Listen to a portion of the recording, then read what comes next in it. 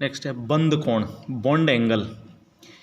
देखिएगा, किसी अणु में दो नज़दीकी बंधों के मध्य का कोण बंध कोण कहलाता है और बंध कोण का मान बंधन में भाग लेने वाले परमाणुओं की प्रकृति व कक्षकों के संकरण पर निर्भर करता है।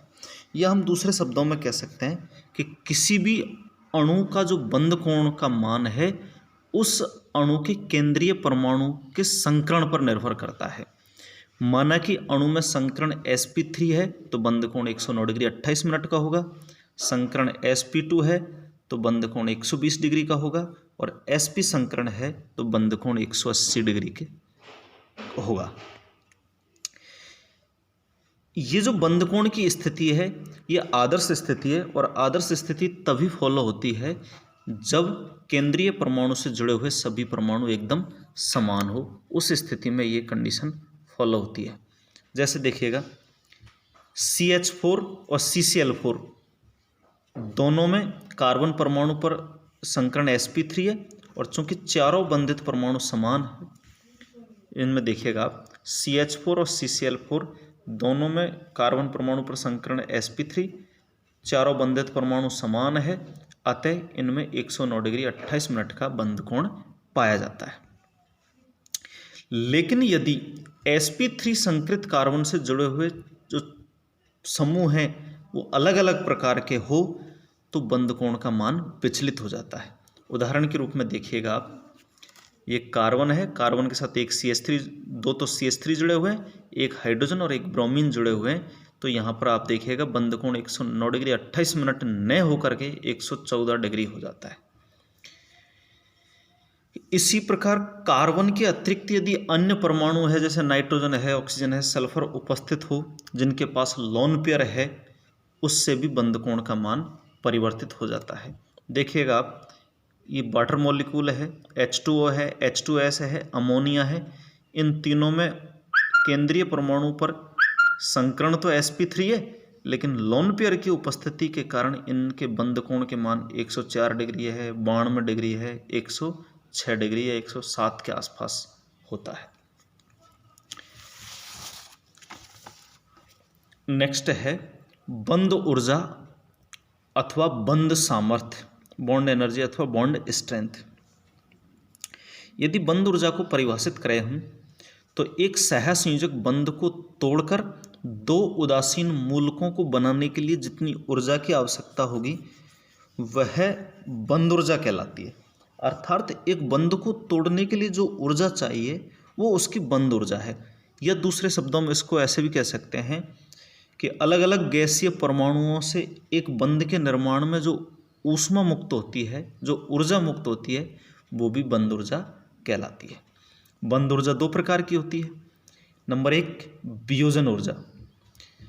वियोजन ऊर्जा को परिभाषित करेंगे हम तो गैसीय अवस्था में किसी एक बंध को, ध्यान देना यहाँ पर एक बंध आता है, गैसीय अवस्था में किसी एक बंध को तोड़कर दो उदासीन मूलकों को वियोजित करने के लिए जितनी ऊर्जा की आवश्यकता होगी वो उसकी वियोजन ऊर्जा कहलाती है, जिसे हम कैपिटल D से रिप्रेजेंट करेंगे, डिसोसिएशन एनर्जी। देखिएगा आप, ये जल का अणु है, जल के अणु में इस बंध को तोड़ेंगे हम और तो दोनों रेडिकल बनाएंगे, अलग अलग मूलक बनाएंगे, तो इसके लिए हमें 118 किलो कैलोरी ऊर्जा की आवश्यकता होगी जो कि वियोजन ऊर्जा कहलाती है। इसी प्रकार अब इस बंध को तोड़ना है तब हमें 100 किलो कैलोरी प्रति मोल ऊर्जा की आवश्यकता होगी। कुल मिलाकर अणु में से एक बंध को तोड़ने के लिए जो ऊर्जा चाहिए वो उसकी वियोजन ऊर्जा कहलाती है। नेक्स्ट है बंध ऊर्जा, बॉन्ड एनर्जी। तो देखिएगा, किसी अणु में माना कि उसमें दो या दो से अधिक बंध है, उसमें विभिन्न बंधों को तोड़ने के लिए जो वियोजन ऊर्जाओं की आवश्यकता होती है उसका औसत बंध ऊर्जा कहलाती है। या हम ऐसे कह सकते हैं कि किसी अणु की विभिन्न बंधों की वियोजन ऊर्जाओं का औसत उस अणु की बंध ऊर्जा कहलाती है। जैसे अभी अभी हमने देखा था, जल में प्रथम बंध को तोड़ने के लिए हमें 118 किलो कैलोरी ऊर्जा की आवश्यकता होती है, जबकि दूसरे OH बंध को तोड़ने के लिए 100 किलो कैलोरी ऊर्जा की आवश्यकता होती है। अब ये दोनों तो वियोजन ऊर्जा है, यदि हमें बंध ऊर्जा का मान ज्ञात करना है तो दोनों वियोजन ऊर्जाओं का एवरेज निकाल लेंगे, औसत निकाल लेंगे। तो औसत निकालने पर यदि 118 प्लस 100 को जोड़ेंगे तो दोनों का एवरेज 109 आ जाएगा। तो जल के लिए बंध ऊर्जाओं का मान आ जाएगा 109 किलो कैलोरी। यदि किसी अणु में एक ही बंध है तो चूंकि एक ही बंध होने के कारण वहाँ पर बंध ऊर्जा और वियोजन ऊर्जाओं का मान समान होता है। ऐसे अणुओं के लिए D बराबर E होता है क्योंकि वहाँ पर केवल एक ही बंध है। लेकिन माना कि अणु में बहुत सारे परमाणु जुड़े हुए हैं तो वहाँ पर बंध भी ज़्यादा है, तो उनकी वियोजन ऊर्जा ज्ञात करने के लिए पहले उनकी दहन ऊष्मा ज्ञात करते हैं और समीकरणों की सहायता से संभवन ऊष्मा और इसके बाद उनकी वियोजन ऊष्मा ज्ञात कर ली जाती है। आप देखिएगा, एक उदाहरण देते हैं। CH4 में सभी बंधों को तोड़ने के लिए जो ऊर्जा चाहिए वो 398 किलो कैलोरी है। अतः एक बंध के लिए ऊर्जा निकालेंगे तो चूंकि CH4 में 4 बंध है तो 398 में 4 का भाग दे देंगे तो 99.5 किलो कैलोरी बंध ऊर्जा आ जाएगी। तो इस तरीके से बंध ऊर्जाओं के मान ज्ञात कर लिए जाते हैं। बंध ऊर्जा और बंध लंबाई एक दूसरे के व्युत्क्रमानुपाती होते हैं। जैसे जैसे बंध लंबाई बढ़ेगी तो बंध ऊर्जा का मान कम होता चला जाएगा। यदि कार्बन के साथ हम हेलोजन जोड़ा जाए, क्लोरीन, ब्रोमीन, आयोडीन जोड़ दिया जाए तो क्लोरीन से लेकर के आयोडीन की तरफ बढ़ते हैं तो हेलोजन परमाणुओं का आकार बढ़ेगा। हेलोजन परमाणुओं का आकार बढ़ेगा तो बंध लंबाई बढ़ेगी और बंध लंबाई बढ़ेगी तो बंध ऊर्जा का मान घट जाता है। इसी प्रकार द्विबंध व त्रिबंध की बंध ऊर्जाएं एकल बंध से अधिक होती है, लेकिन दुगनी व तिगुनी नहीं। इसके दो कारण है। पहला तो यह है कि एकल बंध में एक ही बंध है, डबल बॉन्ड में 2 बंध है और ट्रिपल बॉन्ड में 3 बंध है, इसलिए बंध ऊर्जाओं के मान ज़्यादा तो होंगे लेकिन दुगनी तिगुनी नहीं होंगी। उसका पहला कारण यह है कि कार्बन कार्बन एकल बंध में sp3 संकरण, कार्बन कार्बन डबल बॉन्ड में sp2 संकरण और कार्बन कार्बन ट्रिपल बॉन्ड में sp संकरण होता है। अतः संकरण में S गुण बढ़ता जाता है। संकरण में जैसे जैसे S गुण बढ़ेगा बंध की सामर्थ्य बढ़ेगी, बंध ऊर्जा का मान बढ़ जाता है। डबल बॉन्ड व ट्रिपल बॉन्ड में क्रमशः 1 व 2 पाई बंध है।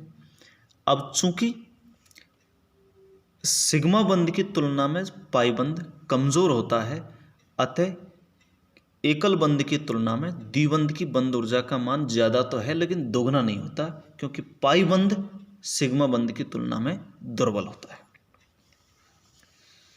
नेक्स्ट है केंद्रीकृत एवं विकेंद्रीकृत रासायनिक बंध, localised and delocalised chemical bond.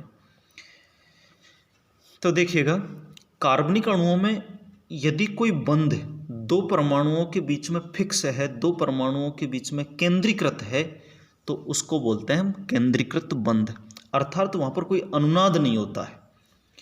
और यदि कोई बंध 2 या 2 से अधिक परमाणुओं पर फैल जाता है, स्थायी न रह करके पूरे अणु में फैल जाता है, पूरे अणु में घूमता है, तो उसे हम विकेंद्रीकृत बंध कहते हैं। देखिएगा आप, ये ब्यूटाडाइन है, CH2 double bond CH, single bond CH, double bond CH2, butadiene है, 1,3 ब्यूटाडाइन। इसमें अनुनाद पाया जाता है और अनुनाद के कारण ये जो डबल बॉन्ड है, चारों कार्बन परमाणुओं पर इसके इलेक्ट्रॉन फैल जाते हैं। इसी प्रकार आप बेंजीन देखिएगा, बेंजीन में 3 पाई बंध है। ये तीनों पाई बंध स्थायी न होकर के पूरी बलय में घूमते हैं। इसको हम ऐसे भी लिख सकते हैं, देखो, इसको ऐसे भी लिख सकते हैं, पूरी बलय में घूमते हैं। इसलिए इन बंधों को केंद्रीकृत बंध न कह करके विकेंद्रीकृत या विस्थानीकृत रासायनिक बंध कहते हैं।